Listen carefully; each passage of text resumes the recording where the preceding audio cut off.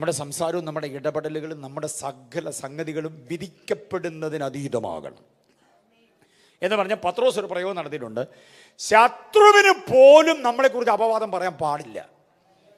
നമ്മളെക്കുറിച്ച് അസൂയയോടെ നമ്മുടെ പിറകെ കണ്ണിലെണ്ണയും ഒഴിച്ച് നടക്കുന്നവനും സൂക്ഷ്മവീക്ഷണം ചെയ്താലും ഒരു കുറ്റവും കണ്ടുപിടിക്കാനാവാത്ത വിധം ജീവിത മൂല്യങ്ങളെ സംരക്ഷിക്കണം. വാക്കുകൾ പിടിക്കാൻ ശ്രമിക്കുന്നവരുണ്ട്, അറിയാമോ? ഭാവങ്ങളിൽ പിടിക്കാൻ ശ്രമിക്കുന്നവരുണ്ട്. ജീവിതത്തിൻ്റെ ചില പ്രതികരണങ്ങളെ പിടിക്കാൻ ശ്രമിക്കുന്നവരുണ്ട്. ആർക്കും ഒരു തിന്മയും പറയാനാവാത്ത വിധം നിതാന്ത ജാഗ്രതയോടെ ജീവിതത്തെ സൂക്ഷിച്ചോണം. മക്കളെ, കഴിക്കുന്നതും കുടിക്കുന്നതും എല്ലാം, നീ കൂട്ടുകൂടി പോകുന്നതും വരുന്നതും എല്ലാം, ഗമനാഗമനങ്ങളെല്ലാം ആത്മികൻ്റെ സംസ്കാരം അനുസരിച്ച് തന്നെയാകണം. ഇല്ലെങ്കിൽ വിധിക്കപ്പെടും. നമ്മുടെ ഫങ്ഷനുകളുണ്ട്, ബർത്ത്ഡേ സെലിബ്രേഷനോ വെഡിങ് ആനിവേഴ്സറിയോ നമ്മുടെ വീട് നിർമ്മാണമോ, എല്ലാം ശ്രദ്ധിച്ചോണം. അതൊക്കെ ആത്മികന് ചേരുന്നത് പോലെ ആകണം. അല്ലെങ്കിൽ നമ്മൾ എന്ത് ചെയ്യപ്പെടും? വിധിക്കപ്പെട്ടു പോകും.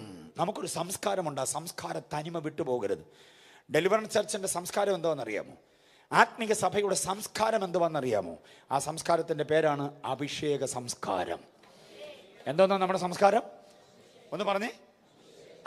ഓക്കെ. അഭിഷേക സംസ്കാരം എന്നൊരു വാക്ക് എവിടെയെങ്കിലും കിട്ടിയിട്ടുണ്ടോ? വായിച്ചിട്ടുണ്ടോ? വായിച്ചിട്ടില്ല. വായിക്കുന്നില്ലെന്ന് എനിക്ക് രാവിലെ മുതലേ മനസ്സിലായി.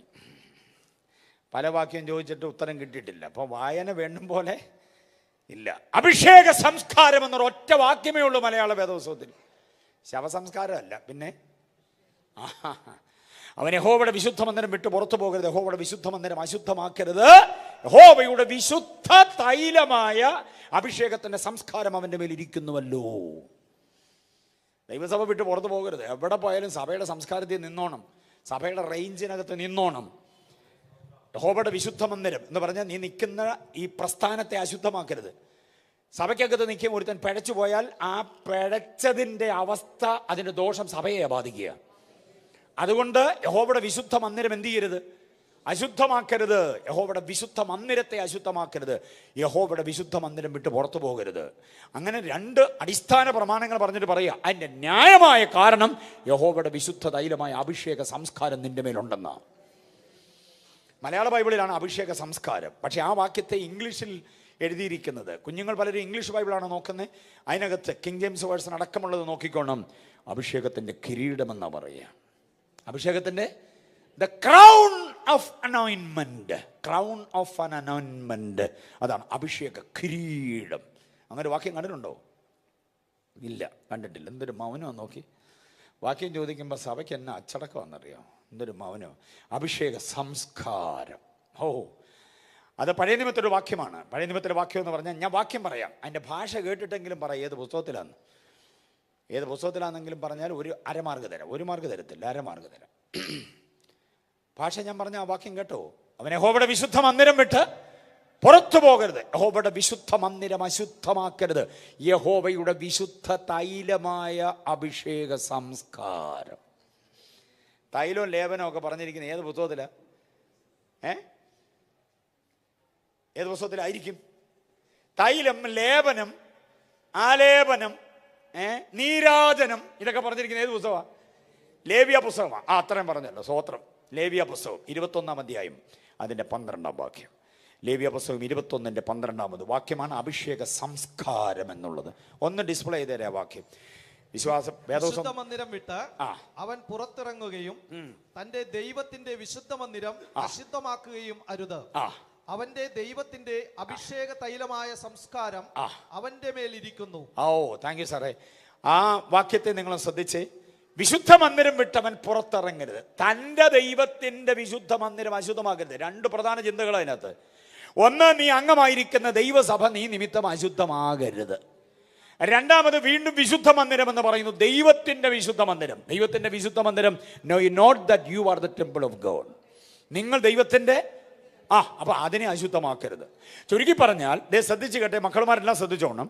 നിങ്ങൾ അംഗമായിരിക്കുന്ന സൺഡേ സ്കൂൾ മുതൽ പഠിച്ചു വന്നിട്ട് ഈ സഭയുടെ അംഗമായിരിക്കുമ്പോൾ നിങ്ങൾ നിമിത്തം ഈ സഭ അപമാനിക്കപ്പെടരുത്.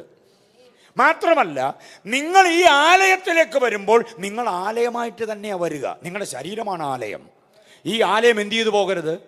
അശുദ്ധമായി പോകരുത്. കാരണം എന്താന്ന് ചോദിച്ചാൽ, നിങ്ങളുടെ മേൽ, നമ്മുടെ മേൽ യഹോവയുടെ വിശുദ്ധ തൈലമായ അഭിഷേകത്തിന്റെ സംസ്കാരമുണ്ട്. മനസ്സിലായോ? ഈ വാക്യത്തെ ഇംഗ്ലീഷിൽ വായിക്കുമ്പോഴാണ് ദ ക്രൗൺ ഓഫ് ആൻ അനോയിൻമെന്റ്. അപ്പൊ അഭിഷേകത്തിന്റെ എന്തുവാ? അപ്പൊ നമ്മളെ എന്തോ ധരിപ്പിച്ചിരിക്കുന്നു കർത്താവ്? കിരീടം ധരിപ്പിച്ചിരിക്കുന്നു. കിരീടം ഉണ്ടെന്ന് ബോധ്യമുള്ളവർ എത്ര പേരുണ്ട്? കിരീടം ഉള്ളത് ആർക്കാന്നറിയോ? ആർക്കാ കിരീടം ഉള്ളത്? കിരീടം ആർക്കാ ആൻറ്റി? രാജാവിനും. പിന്നെ ആർക്കാ? രാജ്ഞിക്കുമാ കിരീടം. അപ്പൊ നമ്മളെ ആരാക്കി മാറ്റിയിരിക്കുന്നു? രാജകീയ പുരോഹിത വർഗമാക്കി. ആ അഭിമാനത്തോടെ, തിളക്കത്തോടെ, തലയെടുപ്പോടെ വേണം ജീവിക്കാൻ. മനസ്സിലായോ? ഒന്നിൻ്റെ മുമ്പിൽ കൂച്ചുവിലങ്ങിട്ട് പോകരുത്. മനസ്സിലായില്ലേ? അടിയനിതാന്നൊക്കെ പാടിക്കോ, അത് കർത്താവിൻ്റെ മുമ്പിലാകണം. അല്ലാതെ വേറെ ഒരു ശക്തിയുടെ മുമ്പിൽ അടിയനിത എന്ന് പറയരുത്. കർത്താവിനോട് മാത്രമേ പറയാവൂ അടിയനിത. വേറെ ഒരു വശീകരണ തന്ത്രങ്ങളുടെ മുമ്പിൽ നമ്മൾ തോറ്റ് തുന്നം പാടിപ്പോകരുത്. കാരണം നമ്മൾ രാജകീയ പ്രൗഢിയോടെ നിൽക്കുന്നവരാ. ഉറപ്പുള്ളവർ എത്ര പേരുണ്ട്? അഭിഷേകത്തിന്റെ കിരീടമുണ്ടെന്ന് ഉറപ്പുള്ളവർ കർത്താവിനെ സ്തുതിച്ചേ. ഹല്ലേലൂയ. അതെനിക്ക് ഇഷ്ടപ്പെട്ടു. അഭിഷേക കിരീടത്തോടുള്ള നിങ്ങളുടെ പ്രതികരണം എനിക്ക് ഇഷ്ടപ്പെട്ടു. ഇനി പറയുമ്പോഴും പ്രതികരിച്ചോണം. ഇനി പറയുന്ന ഒരു കാര്യം കേട്ടിട്ട് വേണം പ്രതികരിക്കാൻ. അഭിഷേക കിരീടം ഉണ്ടോ എന്ന് ചോദിച്ചപ്പോൾ ഉണ്ടെന്ന് പറഞ്ഞ് പ്രതികരിച്ചവരെ ശ്രദ്ധിച്ചേ. അപ്പൊ കിരീടം ഉണ്ടെന്ന് സമ്മതിച്ചല്ലോ. അഭിഷേകത്തിന്റെ കിരീടമുണ്ട്, രാജാവിനും രാജ്ഞിക്കുമാണ്. അപ്പൊ നമ്മൾ ആരൊക്കെയാണ്? രാജാവും രാജ്ഞിയുമാണ്. നമുക്ക് കിരീടമുണ്ട്. അങ്ങനെയാണെങ്കിൽ ഞാൻ ഒരു കാര്യം ചോദിച്ചോട്ടെ, ചുമ്മാ ചിന്തിക്കാൻ വേണ്ടി ചോദിക്കുക. ഏതെങ്കിലും ഒരു രാജാവ് ഒരു പന്ന ടീഷർട്ട് ഇട്ട് ഒരു കൈലിയൊക്കെ കൊടുത്ത് തലേ കിരീടം വെച്ചൊരു തട്ടുകടയിൽ പോയി ചായ കുടിക്കുന്ന കണ്ടിട്ടുണ്ടോ? കണ്ടുണ്ടോ? ചേട്ടാ ഒരു സ്ട്രോങ് ചായ, രാജാവിൻ്റെ തലേ കിരീടമുണ്ട്, രാജാവ് തട്ടുകടയിൽ ചെന്ന് ചായ കുടിക്കുമോ? സഹോദരി വർഗം പറയാം, അങ്ങനെ അങ്ങോട്ട് പറഞ്ഞു കോട് പാസ്റ്റർ എന്നാ. അല്ല, നിങ്ങളോട് എനിക്ക് ചോദിക്കാനുള്ളത്, ഒരു പന്ന നൈറ്റി ഇട്ടൊരു തോർത്ത് പോലും തോളത്തിടാതെ വീട് വിടാൻ തന്നെ കയറി ഇറങ്ങി, ഫ്ലാറ്റ് വഴി ഇങ്ങനെ കയറി ഇറങ്ങി, ചേച്ചിയേ എന്തോ ആയി വിശേഷം എന്ന് ചോദിച്ച് നടക്കുന്ന രാജ്ഞിയെക്കുറിച്ച് സങ്കല്പിക്കാൻ പറ്റുമോ? രാജ്ഞിക്കൊരു അന്തസ്സുണ്ട്. രാജ്ഞിയുടെ വഴിയൊന്ന് വേറെയാ, രാജ്ഞിയുടെ സംഭാഷണ ചാതുര്യതയൊന്ന് വേറെയാ, അവരുടെ ആദർശമൊന്ന് വേറെയാ. ആരെങ്കിലുമൊക്കെ പറഞ്ഞ കോമഡി കേട്ട എൻ്റെ പുറകെ നടന്ന് ചിരിക്കാനും, ആരാണ്ട് ഗുഡ് മോർണിംഗ് അയച്ചു അതിന് തിരിച്ച് ഗുഡ് മോർണിംഗ്, കഴിച്ചോ കുടിച്ചോ ഉടുത്തോ എന്നൊക്കെയുള്ള വാട്സപ്പിനകത്തെ വിലകെട്ട കുറേ ഇടപാടുകൾക്കൊന്നും ഒരു രാജ്ഞി നിൽക്കത്തില്ല. രാജ്ഞിക്ക് അന്തസ്സുണ്ട്, അഭിമാനമുണ്ട്, ആഭിജാത്യമുണ്ട്. രാജ്ഞിയുടെ ജീവിത വഴിയൊന്ന് വേറെ തന്നെയാണ്. രാജാവും അതേപോലെ. അവൻ നടക്കുന്ന പാതയൊന്ന് വേറെയാ, അവൻ്റെ സുഹൃത്തുക്കളൊന്ന് വേറെയാ, അവൻ്റെ ഇടപാടൊന്ന് വേറെയാ, അവൻ്റെ ഡീലിങ്സ് ഒന്ന് വേറെയാ. എത്ര പേർക്ക് മനസ്സിലാവുന്നുണ്ട്? ഇതാണ് രാജപ്രൗഢി എന്ന് പറയുന്നത്. നമ്മൾ രാജപ്രൗഢിയിൽ തന്നെ ജീവിക്കണം. മനസ്സിലായല്ലോ? ആരുടെ ഔദാര്യത്തിൽ ഒരു രാജാവ് നിൽക്കത്തില്ല. ആരുടെയും ഔദാര്യത്തിൽ ഒരു രാജാവ് നിൽക്കത്തില്ല. രാജാവാണോ? പ്രൗഢിയോടെ നിൽക്കണം. അതാ പൗലോസ് പറഞ്ഞ, എന്നെ ശക്തനാക്കുന്നവൻ മുഖാന്തരം.